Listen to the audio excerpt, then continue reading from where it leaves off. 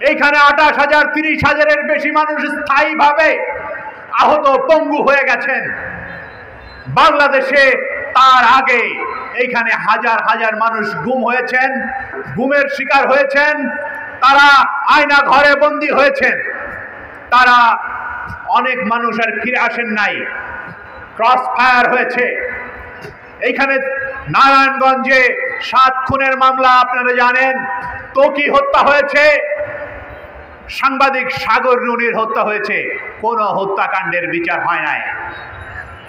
আপনারা জানেন যে বাংলাদেশে এমন একটা ব্যবস্থা প্রতিষ্ঠিত হয়েছিল, যেই ব্যবস্থায় একজন ব্যক্তির যে মুখের কথা সেটাই আইন, তিনি সমস্ত কিছু নিয়ন্ত্রণ করতেন এবং তার হুকুম অনুসারে বাংলাদেশ চলবে। এই ব্যবস্থাটা বাংলাদেশে সাংবিধানিকভাবে প্রতিষ্ঠিত হয়ে আছে অনেক আগে থেকে, 53 বছর থেকে।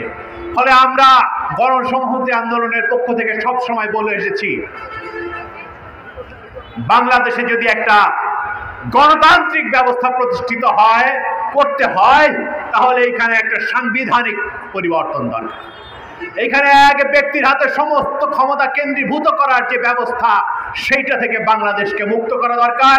এখানে ক্ষমতার বিকেন্দ্রীকরণ করা দরকার, এখানে ক্ষমতার জবাবদিহিতা করা দরকার, এখানে ক্ষমতার ভারসাম্য প্রতিষ্ঠা করা দরকার। এক ব্যক্তির হাতে সমস্ত ক্ষমতা মানে অ্যাবসলিউট পাওয়ার করাপ্টস অ্যাবসলিউটলি। আমরা দেখেছি যে সমস্ত ধরনের সমস্ত জায়গায় কিভাবে দুর্নীতি ছেয়ে গিয়েছিল, কিভাবে বাংলাদেশ থেকে লক্ষ লক্ষ কোটি টাকা এখান থেকে পাচার হয়ে গিয়েছে, কিভাবে বাংলাদেশের মানুষের সম্পদ কয়েকজন ব্যক্তির পকেটে ঢুকে গেছে, একটা সিন্ডিকেটের হাতে কিভাবে পুরো বাংলাদেশ বন্দী হয়ে গেছে। আমরা দেখেছি যে বাংলাদেশের মানুষের যে জীবন, বাংলাদেশের মানুষের যে ইজ্জত, বাংলাদেশের মানুষের যে জবান, সমস্ত কিছুকে বন্দী করা হয়েছিল। আজকে আমরা যখন এখানে কথা বলছি, আমাদের জবান খুলে আমরা কথা বলতে পারছি, এবং এই যে জবান খুলে কথা বলতে পারছি, পরিবর্তন হয়নি বললে তো হবে না, পরিবর্তন হয়েছে, কিছু না কিছু পরিবর্তন হয়েছে। রাস্তায় যখন আসছিলাম, বিশ্রীভাবে চারিদিকে যে এক ব্যক্তির ছবি টাঙানো থাকতো, সেইটা থেকে বাংলাদেশ মুক্ত হয়েছে। আজকে মানুষ যে তার মতামত বলতে পারছে, সেই জায়গায় বাংলাদেশের একটা পরিবর্তন ঘটেছে, কিন্তু পরিবর্তনের গতি এখনো পর্যন্ত কম। পরিবর্তনের জায়গায় এখনো পর্যন্ত অনেক জায়গায় জুলুম রয়ে গেছে।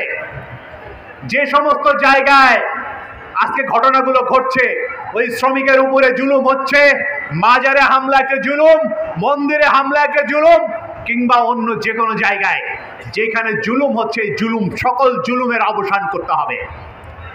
এইটার জন্য আজকে আমরা নতুন বাংলাদেশের যে সংলাপ, এই সংলাপ শুরু করেছি যে আমরা কি কি থেকে মুক্ত হতে চাই। এখানে শিক্ষা ব্যবস্থার কথা এসেছে। বাংলাদেশের শিক্ষা ব্যবস্থা, যেটাকে বলে হচ্ছে প্রাথমিক, মাধ্যমিক, এগুলোকে ভাগ করা আছে, যেটা বুনিয়াদী শিক্ষা। এই বুনিয়াদী শিক্ষা কম বেশি 11 ধারায় বিভক্ত।